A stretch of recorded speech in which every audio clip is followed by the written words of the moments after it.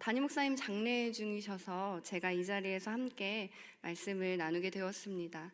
말씀을 나누는 저와 우리 모든 성도님들에게 하나님께서 주시는 크신 은혜가 가득하기를 바랍니다. 강림절 첫 주입니다. 교회력은 예수님의 탄생을 기다리는 것으로 시작되기 때문에 교회력으로 강림절 첫 주인 오늘이 새해의 첫날이 됩니다. 새로운 1년이 시작되는 오늘 강림절 첫 주에 하나님의 말씀을 함께 나눌 수 있어서 감사드립니다. 또 지금은 온라인으로 우리 꿈이 있는 교회 성도님들이 함께 예배를 드리고 계신데요. 우리 새신교회와 꿈이 있는 교회가 함께 예배드리며 같은 말씀을 나눌 수 있음도 또한 감사드립니다.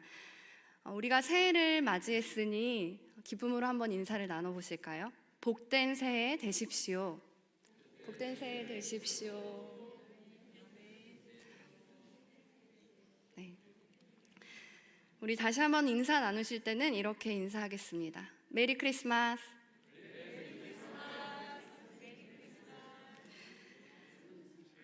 네, 11월에 메리 크리스마스 인사하니까 참 어색하지만 우리가 메리 크리스마스 하면 기분이 참 좋아지죠. 강림절은 이 크리스마스 우리가 아까 임례하면서도 함께 들었지만 크리스마스 전 4주간의 기간입니다. 그래서 강림절은 예수님을 기다리는 절기로 이 절기를 나타내는 세 가지의 용어가 있습니다. 바로 대강절, 대림절, 강림절입니다. 어떤 것으로 사용하든 이 세 가지는 이 강림절기를 뜻한다라는 것을 기억하시면 되겠습니다. 대강절과 대림절의 대는 기다릴 대를 씁니다. 그리고 강림절의 강은 내릴 강, 그리고 강림의 임은 임할 임이 쓰입니다. 표현이 조금씩 다르지만 이 세 가지 모두는 예수님을 기다리는 절기를 뜻하는 표현이고 우리 새신교회에서는 강림절이라는 용어를 사용합니다. 이 4주간의 기다림의 기간이 지나고 나면 성탄절, 크리스마스가 돌아오게 되죠. 어린이 성탄 찬양 중에 난 기다려요 라는 찬양이 있습니다. 아시나요? 무슨 찬양인지? 네, 이런 가사입니다. 기다리나요 하얀 눈송이? 아니 아니. 기다리나요 빨간 산타클로스? 아니 아니. 기다리나요 멋진 장난감? 아니 아니. 기다려요 아기 예수님을. 이 강림절에 우리가 기다리는 것은 바로 아기 예수님의 성탄입니다. 그리고 우리는 아기 예수님이 내 안에 성탄하시기를 또한 기도하며 기다립니다. 예수님의 성탄은 이미 2000여 년 전에 일어난 사건인데 매년 예수님께서 다시 성탄하시는 것도 아닌데도 우리는 왜 그토록 아기 예수님의 성탄을 기다리고 아기 예수님의 성탄을 바라는 걸까요? 그것은 아기 예수님의 성탄은 우리의 구원의 문제와 연결이 되어 있기 때문입니다. 이 땅에 성탄하신 아기 예수님은 우리의 구원을 이루셨습니다. 그분은 우리를 구원하시기 위해 이 땅에 이 세상에 인간의 몸을 입고 오셨고 그분이 오심으로 우리는 모든 죄와 사망에서부터 건짐을 구원을 받았습니다. 그렇기 때문에 우리는 우리를 구원하신 아기 예수님의 성탄을 기다리는 것입니다. 새해를 시작하는 이 강림절기에 아기 예수님의 성탄을 기다리면서 우리는 예수님께서 나를 정말로 구원하셨음을 마음에 새기며 우리의 믿음을 새롭게 해야 하는 것입니다. 그리고 이제는 예수님이 나를 구원해 주셨음을 기억하고 되새기는 것을 넘어서 그 아기 예수님이 오늘 내 삶에 성탄하시기를, 그래서 내 삶에 성탄하신 예수 그리스도가 우리로 구원을 이루게 하시기를 구하고 기다리는 것, 그것이 바로 강림절을 맞이하는 우리가 구하고 기도해야 할 것입니다. 사도 바울은 우리에게 두렵고 떨림으로 너희 구원을 이루라 말씀하였습니다. 2000여 년 전 성탄하셔서 우리의 구원을 단번에 이루신 예수님께서 이제는 우리들 한 사람 한 사람의 삶에 성탄하셔서 우리들 한 사람이 순종과 믿음의 실천으로 구원을 계속 이루어가게 하시는 것입니다. 2000년 전 성탄하신 예수님께서 구원을 이루신 것을, 그리고 그 구원이 지금 오늘도 우리에게 임하는 것임을 믿고 매일 그 믿음을 따라 행하는 삶, 세상을 돌보고 사람을 돌보며 믿음의 실천을 하는 삶, 그것이 바로 오늘 우리 삶에 성탄하신 예수님과 함께 구원을 이루어가는 삶입니다. 2022년에는 우리 새신교회에서 또 새로운 사역들을 시작합니다. 이러한 사역들이 바로 성탄하신 예수님과 함께하며 구원을 이루어가는 삶을 사는 것, 믿음의 실천을 하는 삶이라는 것을 우리가 기억해야 합니다. 2022년 매일매일 구원자 예수님이 여러분의 삶에 성탄하셔서 구원을 이루어가는 강림절기, 구원을 이루어가는 새해가 되시기를 바랍니다. 그러나 강림절기의 기다림은 이것으로 끝이 아닙니다. 아기 예수님의 성탄과 함께 우리가 또한 기다려야 하는 것은 바로 다시 오실 예수님의 재림입니다. 예수님께서는 이 세상에 계시는 동안 인자가 반드시 다시 올 것이다 라고 가르치셨습니다. 그리고 오늘 함께 읽은 이 누가복음의 말씀이 바로 예수님께서 가르쳐 주시는 재림에 대한 말씀입니다. 우리는 오늘 이 말씀을 통해서 재림에 대한 몇 가지 깨달음을 얻을 수 있는데요. 첫째는 재림은 반드시 일어날 일이라는 것입니다. 예수님의 재림은 혹시 일어날 수 있을지도 모르는 일, 그것이 아니라 반드시 일어난다라는 겁니다. 예수님은 33절에서 천지는 없어지겠으나 내 말은 없어지지 아니하리라 말씀하십니다. 하늘과 땅은 다 사라져도 내 말은 영원히 사라지지 않고 반드시 이루어질 것이다. 지금 내가 하는 이 말, 내가 하는 이 재림의 이야기는 비유나 상징이 아니라 없어지지 않고 이루어질 말씀이다 라고 하시는 겁니다. 우리가 아기 예수님의 성탄을 통해서 2000년 전에 예수님이 이 땅에 오신 것을 통해서 구약에 예언되었던 메시아 예수 그리스도에 대한 예언들이 모두 다 성취되었음을 보았습니다. 그리고 이제 우리는 반드시 이루어질 그 예수 그리스도의 재림, 다시 오실 예수님을 통해 신약 성경에 계속 얘기되고 있는 예수님의 재림도 성취될 것을 알게 됩니다. 우리가 이것을 늘 기억하며 살아야 합니다. 예수님의 재림은 반드시 일어납니다. 두 번째로 우리에게 주시는 깨달음은 이 재림, 반드시 일어날 이 재림은 어떤 특정한 사람에게만 임하는 사건이 아니라 모든 사람에게 임한다는 것입니다. 35절에 이 날은 온 지구상에 거하는 모든 사람에게 임하리라고 말씀하십니다. 예외가 없습니다. 종교가 달라도, 사는 곳이 달라도, 믿음이 없어도, 나이가 어려도 지구상에 사는 모든 사람은 언젠가 예수님의 재림의 날을 맞이하게 된다는 것입니다. 그날을 피할 수 있는 사람은 아무도 없습니다. 이어서 세 번째로 우리에게 주시는 깨달음은 이날, 그 재림의 날, 예수님이 다시 오시는 그때가 언제인지 아무도 알 수 없지만 그 날이 오기 전에는 반드시 징조가 있다는 것입니다. 해와 달과 별들에 나타나는 징조도 있고 재림의 때가 가까워지면 세상에서 일어나는 일들이 있다고 말씀하십니다. 예수님께서는 세상에 이러이러한 일들이 나타나면 그날이 가까운 것을 알아라 라고 가르쳐 주셨습니다. 그 징조들을 통해서 우리는 예수님의 다시 오시는 그날이 가까이 오고 있구나, 그날의 때가 오고 있구나 라는 것을 알게 됩니다. 기상학이 발달하기 전에 우리의 조상들은 여러 자연 현상들을 관찰하고 그것을 통해 날씨를 예측했습니다. 여러분, 햇무리와 달무리 아시죠? 네, 햇무리가 이렇게 지면, 달무리가 지면 어떻게 된다고 아시죠? 네, 맞습니다. 비가 온다.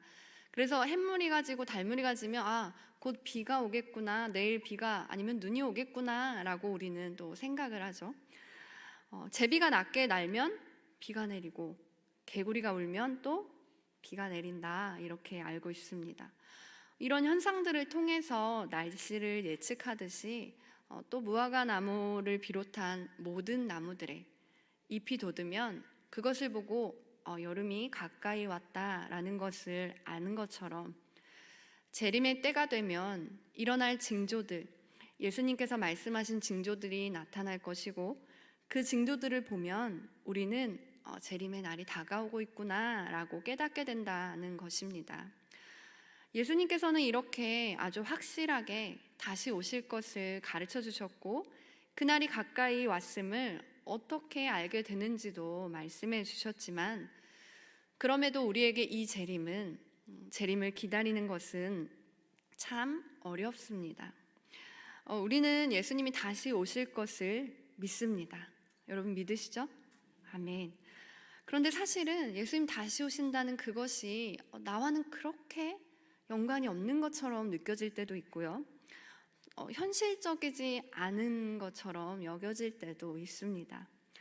또 요즘의 세태가 재림을 얘기하는 것이 뭔가 좀 극단적인 신앙을 가진 사람처럼 여겨지는 것도 같고 신천지나 이단 등의 영향으로 재림을 얘기하는 곳은 사이비나 이단이 아닐까 이런 걱정을 하기도 합니다. 그래서 예수님께서 가르쳐 주신 이 재림을 받아들일 때도 다양한 반응들이 존재합니다. 우리가 TBC 성경 공부를 통해서도 배웠지만 초대교회 당시 성도들 안에서도 재림을 대하는 여러 부류의 사람들이 있었습니다. 아예 재림을 믿지 않는, 재림을 거부하는 사람들이 있었고요.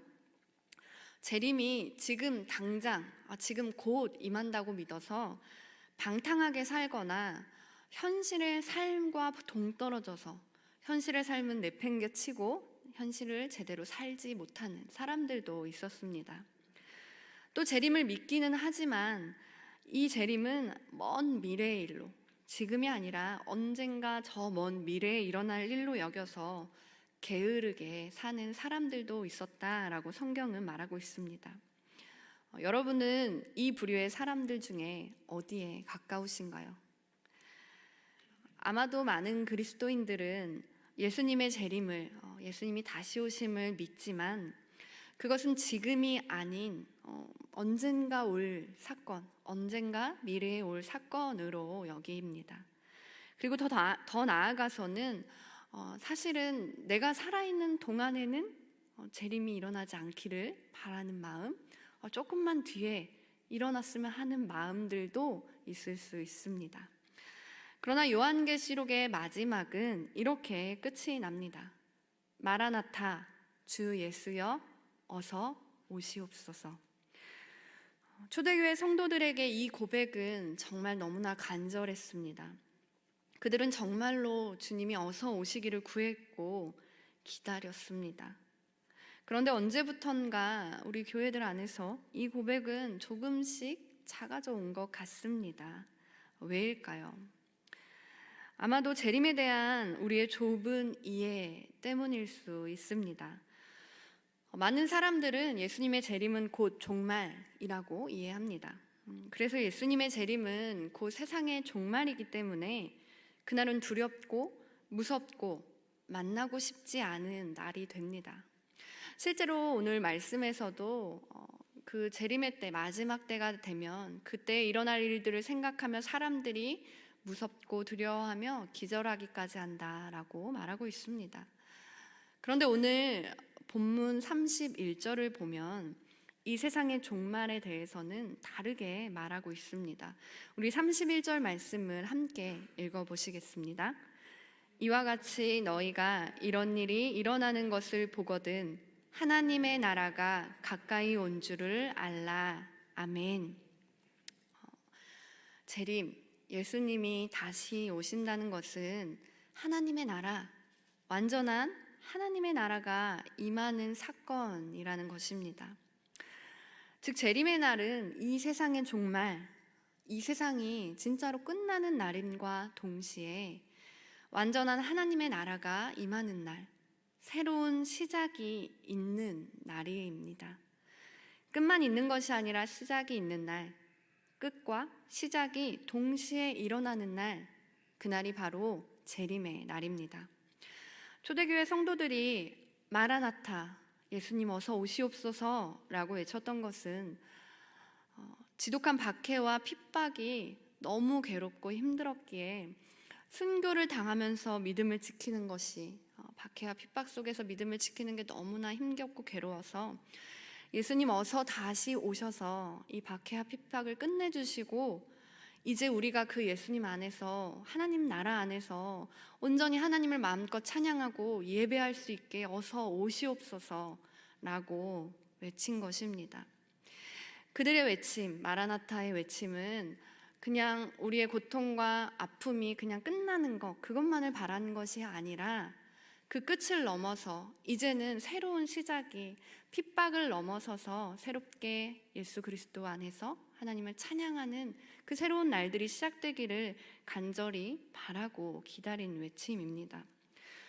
그런데 언제부턴가 이 마라나타의 신앙, 완전한 하나님의 나라가 임하는 이 기쁨과 구원의 날이, 기쁨과 구원은 사라지고 공포와 심판, 재앙의 날로만 둔갑해 버린 것입니다. 분명 예수님의 재림은 세상 사람들에게는, 그러니까 하나님을 모르는, 하나님을 믿지 않는 사람들에게는 공고한 날이고 두렵고 떨리는 심판의 날이지만, 우리 믿는 자들에게는, 예수 그리스도 안에 있는 우리들에게는 이 날은 공포와 심판, 재앙의 날이 아닌 일어나 머리를 들고 기다릴 속량의 날, 구원의 날입니다.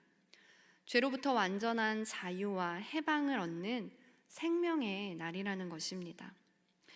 물론 우리가 삶을 살아가면서 끝이 있음을 기억하는 것은 아주 좋은 자세입니다. 로마의 한 장군이 원정에서 승리를 하고 돌아와 시가 행진을 할 때 노예를 시켜서 그 행렬 뒤에 서서 이렇게 외치게 했다고 합니다.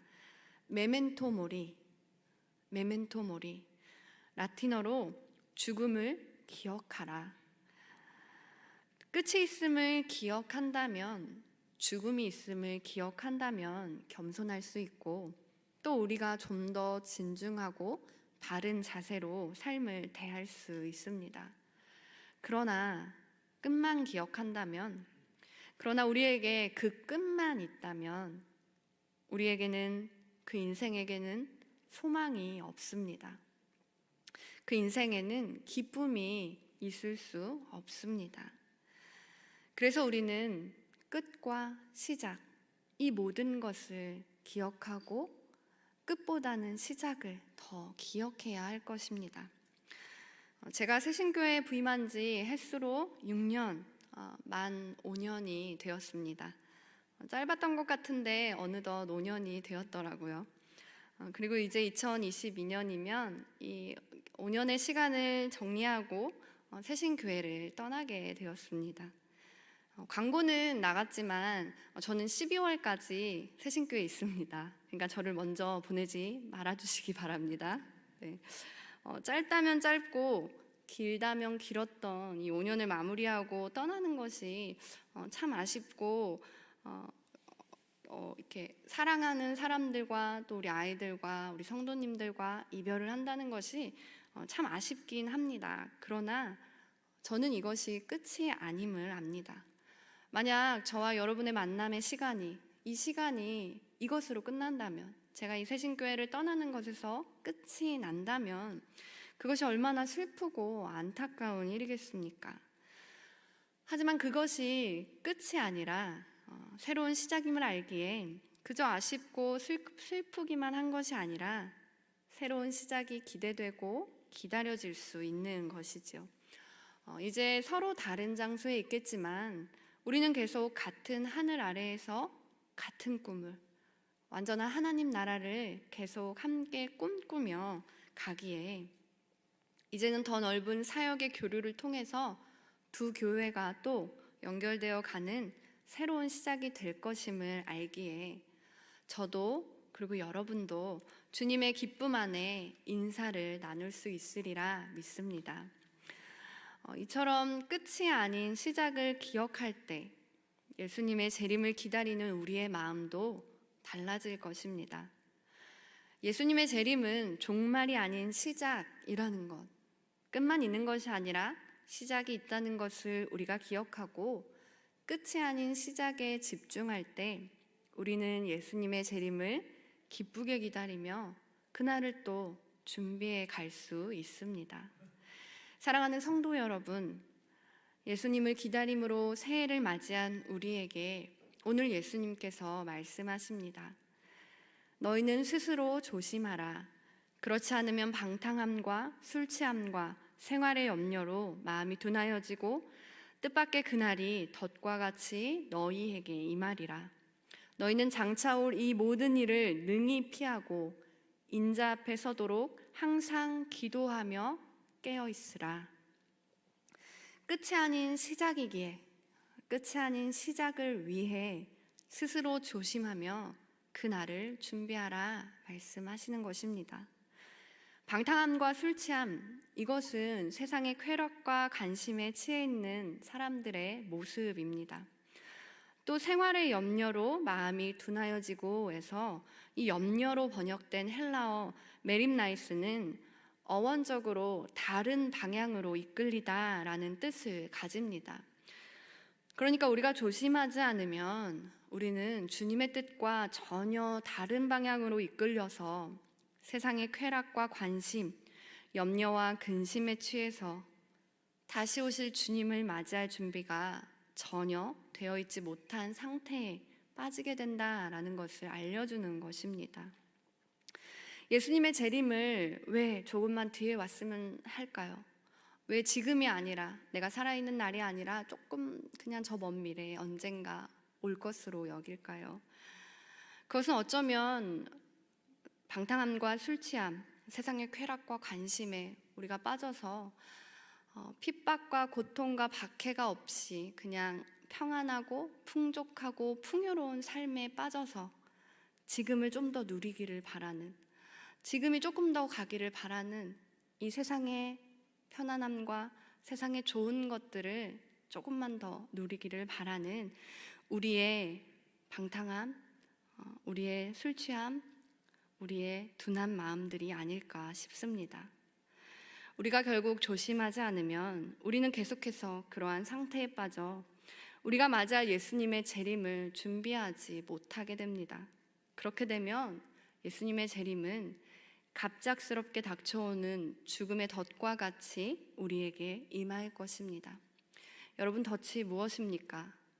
동물들이 다니다가 그냥 갑자기 만나게 되는, 덫에 걸리면 어떻게 되나요?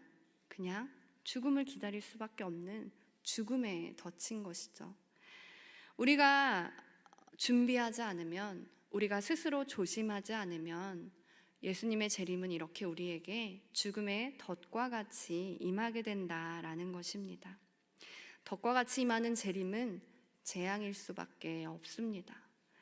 덫으로 임하는 재림은 우리에게 기쁨과 구원이 되지 못합니다. 그러니 우리는 항상 기도하며 깨어 있어야 합니다. 깨어 있으라. 이것은 단순히 잠을 자지 말라 이 말씀이 아니라 그보다는 보다 적극적으로 노력해서 잠들지 않는 것을 말합니다. 의지적으로 노력해서 잠들지 않도록 깨어 있는 그 상태를 말하는 것입니다.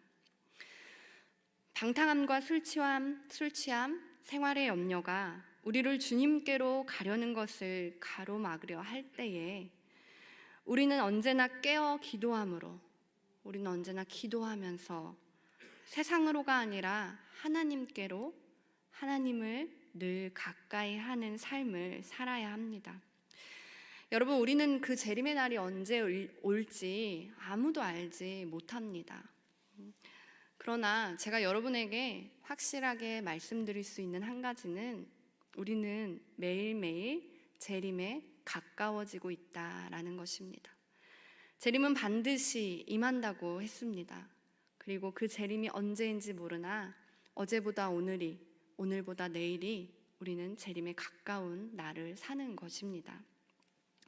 그러니 우리가 매일매일 재림에 가까워가고 있다는 것을 기억하며 하루하루 재림의 날이 가까워질수록 더 깨어서 항상 기도하며 내 님을 가까이, 내 주님을 더 가까이 하는 삶으로 그 재림의 날을 기쁨과 구원의 날로 맞아야 될 줄 믿습니다. 내일부터는 강림절 새벽 묵상이 시작됩니다.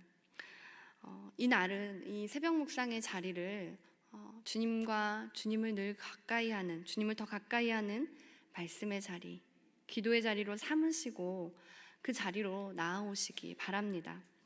새해 첫날 여러분 마음을 새롭게 하시고 마음을 결단하시고 주님을 가까이 하는 그 자리, 기도의 자리, 말씀의 자리, 예배의 자리, 자리마다 주님을 가까이 하는 자리를 찾아다니시며 그렇게 기쁨으로 강림절을 맞으시는, 기쁨으로 예수님의 재림을 기다리고 준비하는 우리 모든 새신의 교우들이 되시기를 주님의 이름으로 간절히 축원합니다.